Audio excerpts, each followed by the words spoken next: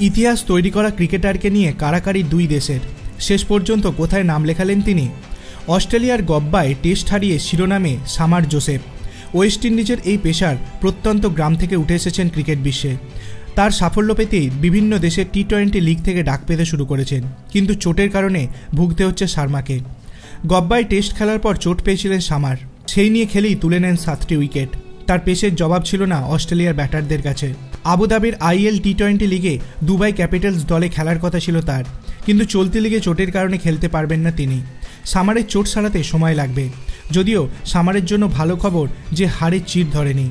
Mitchell স্টার্কের বল তার পায়ে লেগেছিল, সেই চোট নিয়ে শেষ দিন বল করতে পারবেন কিনা তাও নিশ্চিত ছিল না। সেই সামারই অস্ট্রেলিয়াকে টেস্ট হারিয়ে দিয়ে চলে গেলেন। আবুধাবিতে খেলা শেষ না হলেও পাকিস্তান সুপার লিগের দল পেলেন সামার।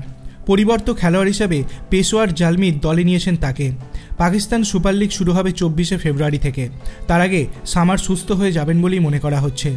ওয়েস্ট ইন্ডিজের বহু ক্রিকেটার বিভিন্ন দেশের হয়ে লিগ খেলাকে প্রাধান্য দেন, দেশের হয়েও খেলেন না। ব্যতিক্রমী সামার, তিনি বলেন, ওয়েস্ট ইন্ডিজের হয়ে টেস্ট খেলার জন্য আমি সবসময় তৈরি। এটা বলতে আমার কোনো দ্বিধা নেই। অনেক সময় হয়তো এমনটা আসবে যখন টেস্ট এবং টি-20 একসঙ্গে থাকবে। আমি অবশ্য তখন দেশের হয়ে খেলাকেই প্রাধান্য দেব। কত টাকা রোজগার করেছি সেটা আমার কাছে বড় বিষয় নয়। আপনার কি মনে হয়, এই রকম মানসিকতা কি প্রত্যেক দেশের খেলোয়াড়দের থাকা উচিত? আপনার অভিমত আপনি কমেন্ট সেকশনে জানাতে পারেন। ভিডিওটি ভালো লাগলে লাইক করবেন, চ্যানেলটিকে সাবস্ক্রাইব করতে ভুলবেন না। ধন্যবাদ।